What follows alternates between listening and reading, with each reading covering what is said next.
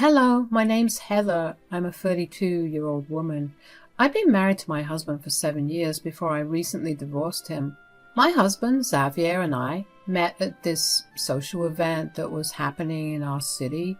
We ended up interacting as part of one of the many activities of the event and found out that we were compatible. We kept talking after the event, we texted a lot, and I quickly began falling in love with him. We began dating shortly after that. We dated for a good 3 years before deciding to tie the knot. Our wedding was and still is one of the happiest days of my life. If I had to describe our relationship, I would say that it was full of trust and love. There was nothing about Xavier that ever made me question it. I say that only because I had just come out of a bad relationship before I met Xavier. To have him around was amazing. He always had a way of making me feel good after a bad day. I sincerely thought we were going to last forever. We were very big on communication, and whenever we did have an argument, which happened very rarely, we would talk it out almost immediately after. Aside from our relationship, even our individual lives were going great. We were both working jobs that paid us really well. We were able to buy our dream house, and in general, we lived very comfortably.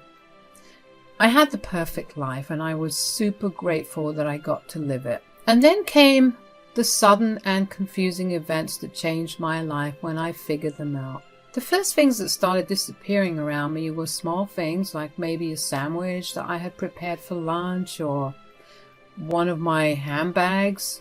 The handbag was not a big deal because it wasn't one that I used frequently or one that had any sentimental value attached to it.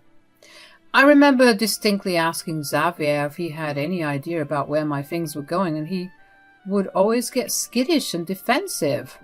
I remember thinking it was weird, but I let it go because the things that went missing were always replaceable and not of much value to me. Then came the more expensive small things that disappeared. It started off with these gorgeous pair of earrings that were from Mejuri. I had bought them for myself after I got paid for the first time. Those earrings had cost about half my salary at that time, and now, while their value may have gone down, they were still pretty pricey. I went almost insane trying to find those pair of earrings. I knew they were missing because I had planned to wear them to a friend's party, and suddenly they weren't there. I turned Xavier and I's bedroom upside down trying to find it. I was a mess by the end of it. Xavier had walked into the room and gasped. "What happened here?" "I'm sorry, but oh my God, babe, are you okay?" There were these really pretty pair of earrings that I had bought for myself a long time ago that I can't seem to find. "Is it not in your jewelry box?" If it was, would I have turned this room into the aftermath of a tornado? Okay. Sorry, I'm just really sad and upset with myself for not being more careful about them. Look, why don't we get going to the party right now, but when we get back we'll search for them again. Put on another pair of earrings for now. I don't think we'll find them. I've looked everywhere. Maybe they're somewhere else. We'll look for it all over the house, even in the places that don't make sense. Yeah, okay. I don't have any hope, but it wouldn't hurt to try. That's my girl. Now, let's clean this up a little and get going. The thought of even asking Xavier if he had seen my pair of earrings had never crossed my mind at that time, because I just didn't see why he would have seen it or taken it anywhere. We searched for those pairs of earrings for the next 3 days. We turned the whole house upside down and we found nothing. I cried and cried that I had lost them. It felt like I had lost an important signifier of my accomplishments. Xavier held me and comforted me. Eventually, I managed to get over the feeling of loss that I had. I kept a watchful eye over my things after the incident, though. I couldn't risk losing any more important things. However, I still began to lose my things, especially my expensive jewelry.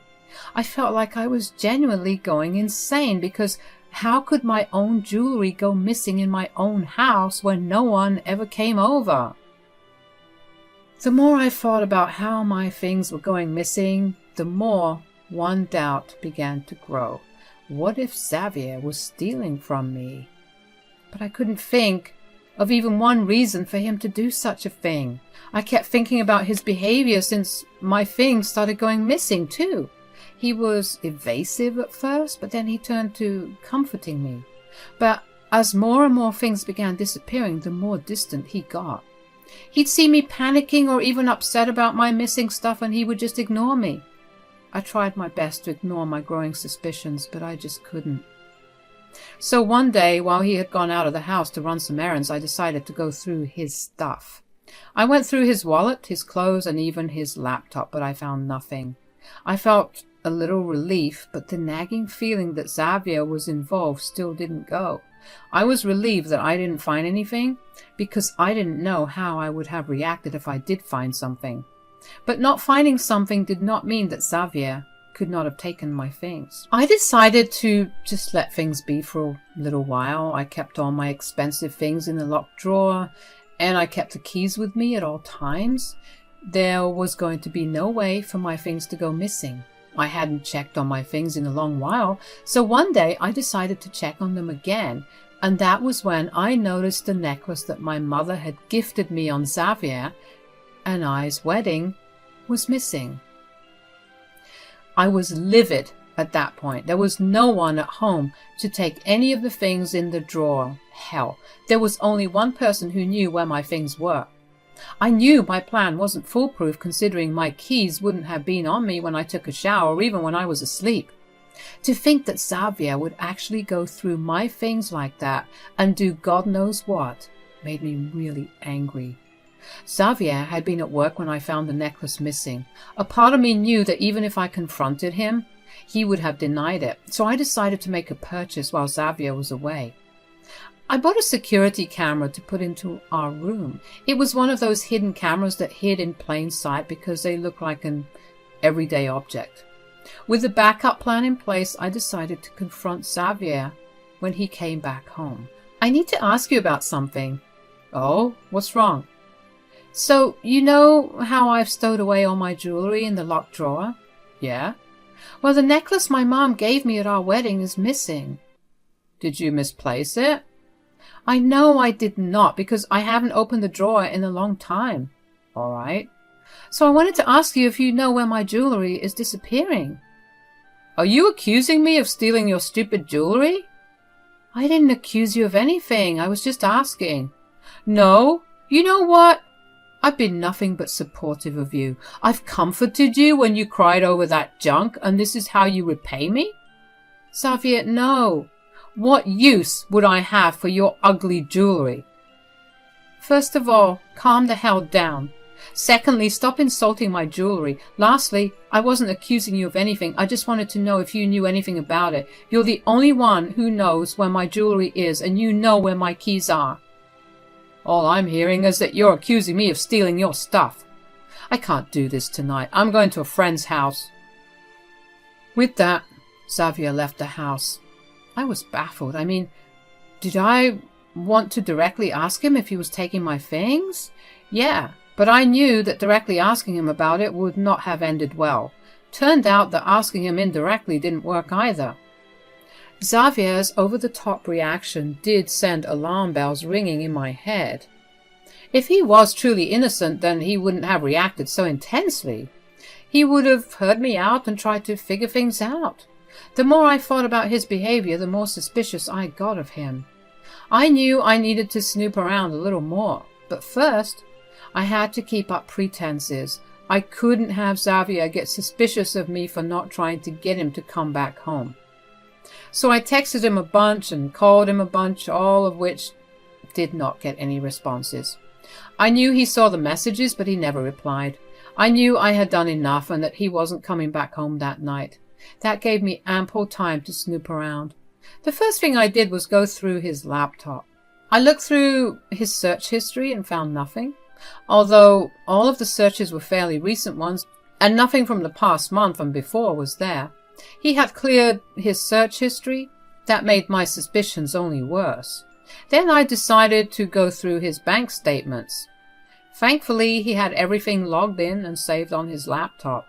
When I checked how much money he had in his account, I was shocked to see only $20. Where could he have spent all his money? He had only just gotten paid a week ago. I felt my stomach drop when I went through his bank statements. I saw that he had made a huge transaction to some account. I tried to look into who the account belonged to, but I couldn't get very far with that. I felt sick and confused. I didn't know what was going on. What could Xavier possibly need so much money for? And who would he have sent it to? I decided to get my hands a little dirtier, and I called his mother, Polly, to find out. "Heather, dear? Hello, how's it going?" "Hi, Polly. I need to ask you about something. Are you free to talk?" "Of course, honey. Tell me, what is it?" "I need you to keep whatever I ask between us only. You can't tell anyone a thing, including Xavier." "All right, I won't. Although you're scaring me a little."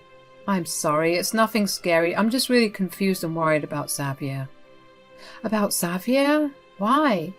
"So a lot of things have begun to go missing. We haven't had any guests over in months, and it's always been only Xavier and I at home. I know I could have misplaced them. That's why I placed them all in a locked drawer that I never opened. However, when I went to check on my things, the necklace my mother gifted me at our wedding was missing." "So you think Xavier is doing something with your things?" "I don't know. I looked into his bank statements and he has essentially nothing in it." "What?" "Yeah, and he only got paid a week ago." "You know what? Now that you mention it, he has been asking me for some money these past few days." "What? Why would he ask you for money?" "He told me that you guys were struggling, so I helped him out. I did find it odd that you never seemed to thank me. I'm only saying that because you thank me for even the littlest thing that I do for you, but I just let it go." "Oh, Polly, we haven't been struggling at all." "What is Xavier up to?" "I have no idea. I'm worried about him. See if you can find out any more information and keep me updated. I'll support you no matter what." "Yes, I will. Thanks a lot, Polly." I couldn't believe what I had found out. Why was Xavier taking money from his mother and stealing my things? I knew that there was only one way to find out, and that was to catch him in the act. If I had the evidence, he would have no choice but to confess. I had to wait another 2 days until the camera arrived.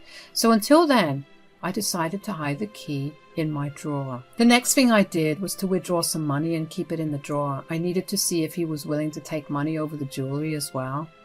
I also decided to be a lot more alert with his things because Xavier wasn't smart enough to actually hide everything from me. I knew that he would slip up somewhere. Xavier did end up coming back home the next night after work. We didn't speak much, but I wasn't exactly worried about that at that moment. I needed to figure out what he had needed so much money for. And him not talking to me was the last thing I could have been worried about. The camera arrived on time, and I set it up the same night it arrived after Xavier had gone to sleep. I connected it to my phone so I could access the live feed at any point. I also made sure to keep it recording at all times because I would have needed proof if I did catch something. I only had to wait another day before I got all my proof. The next day, while I was at work, I got a notification of movement in the room. I watched the live footage and watched Xavier enter the room. He was supposed to be at work and he only got an hour-long break. We lived 45 minutes away from his workplace, so there was no way he could go back in time, not to mention it wasn't even his lunchtime. I watched him curiously as he began to look around the room for something. Finally, he located my hiding place for the keys. He took it and quickly opened the drawer. I watched as his face shifted from confusion to awe as he saw the stack of money in the drawer. He looked around as if expecting me to show up all of a sudden before grabbing the cash and the most expensive Cartier bracelet from my drawer. Of course, I was panicking, but at the same time I was furious, so he had been the one that was doing it. I was disgusted by how he had been so quick to comfort me when he had been the reason I was crying to begin with. I knew at that moment that I didn't want to be with him any longer, and that I was going to get back at him for what he took from me and put me through. The first thing I did was to send Polly the video. It took less than 15 minutes for her to call me. Oh my God, what is he doing? I would also love to know. I'm so frustrated and furious at what I watched. You need to figure out what he's doing with the money and jewelry. At the same time, you need to get the police involved so you can at least get compensated for it. Are you sure you're okay with me calling the cops on him? Of course! He's my son, but he's also doing something wrong. He needs to be held accountable for what he's doing. If that means getting arrested, then so be it. All right, I'll get the cops involved, but before that, I'll go back home and I'll see what more I can find out about it. I really am sorry that Xavier has been stealing from you, though. You have nothing to apologize for. You're right. Xavier is an adult who's responsible for his own actions. You have no reason to apologize for him. I was honestly amazed by how Polly was the one who suggested getting the police involved. It must have taken a lot of courage for her to do that. I clocked out of work way earlier than I usually do and headed back home. When I got there, I decided to go through everything that was Xavier's. At first, I didn't find anything. That made me really frustrated because I knew that Xavier wasn't that smart to cover all his tracks. I know I'm being mean, but seriously. The man was stealing from me even after I had already discovered that my stuff was going missing. As a last resort, I decided to go through our laundry. I picked apart my clothes from him and began going through his. Finally, I managed to find a piece of paper in one of his pants pockets. It was a receipt from a store for one of my necklaces. I did a bit of research and found out that this shop was a pawn shop, so he had been selling my jewelry there. But why? I knew I needed to find my answers immediately. I went down to the police station and told the police about my issue. They suggested that I get a lawyer and deal with this situation with the help of legal aid. So I did just that. I told Polly about what the police had said, and she told me she had a friend who was a lawyer. She connected the both of us, and I told the lawyer, Bella, about my predicament. She suggested that I file for a divorce and confront him about it as well. She asked to be present during the confrontation. I decided to get the divorce papers first, so that meant waiting for a little while longer. I was okay with that. More time only meant more proof. The time I spent waiting for the divorce papers to get into my hands, I kept a watchful eye on my things. Thankfully, Xavier hadn't stolen anything from me, until he did on the same day that I got the divorce papers in my hands. I called up my lawyer, Bella, and we headed to my place after work. Xavier wasn't at home. When Xavier did get home, he looked confused. He asked me who was with me, but before I could answer, Bella spoke up for me. I'm Heather's lawyer. Lawyer? Why does she need a lawyer? Because we have proof that you've been stealing from her? Stealing? Heather, is this about your stupid jewelry? Yes, it is about her jewelry and money that has been stolen. Are you seriously blaming me for this? What would I get out of stealing from you? That's what we want to know as well. I didn't do anything. Well, here is a receipt of the necklace that belonged to Heather being sold to the local pawn shop. It was found in your pants pocket. Seriously? This proves nothing. How do you know it's her necklace? All the receipt contains is a description of the necklace, and I hate to break it to you, but a lot of necklaces are gold and long. All right, here is video proof of you stealing from Heather. This? Heather, you recorded me? You will communicate to her through me from now on. Here are the divorce papers. We expect you to pay full compensation, or we will go to court about it. I can't do that. Why is that? I spent all the money. On what, exactly? I've been gambling. A friend of mine introduced it to me one day, and I guess it kind of spiraled. I see. So you stole from your wife to enable your addiction. I'm sorry, Heather. We'll see you in court, Xavier. It shocked me to hear about Xavier's gambling problem. I couldn't believe that he had indulged in it, knowing just how risky it was. Not to mention he stole from me and even comforted me when I was upset about my things going missing. I was also really angry at him for putting me in a position like that to begin with. If I hadn't caught him, he would have only stolen more and even put me in hot water financially. Xavier texted me several times after that, apologizing for his mistakes. He begged me not to leave him, but I saw no point in being with someone who was so comfortable with stealing and lying to me. As per Bella's advice, I didn't respond to any of his texts. I just let Bella take control of everything that happened next. What happened next was nothing short of amazing. When presented in court, Xavier didn't deny anything. He tried to defend himself, but the judge was not sympathetic to him at all. She told him that he was lucky that all we were asking for was compensation in terms of more portion of joint assets instead of charging him with theft. We show the evidence of his admission via his texts. Since he stole so much from me, I was granted 80% of our joint assets and finances. Xavier looked like crap, but that was to be expected considering he had lost everything. It wasn't until much later that Polly told me about how bad Xavier's actual financial condition was. Turns out he had taken out several credit cards in his name to fund his gambling addiction. When he wasn't allowed to draw out more money or even get another credit card, that's when he resorted to stealing from me. He's gone back to living with Polly. She's giving him some time to get back on track before she'll ask him to stop paying her rent. I do feel bad for him, but I can't ignore how he made me feel. I feel satisfied that I was able to find out and stop him before he hurt me even more financially. My life has been going on a steady upward steep. I will always miss the relationship with Xavier, but I know that I deserve so much better than that.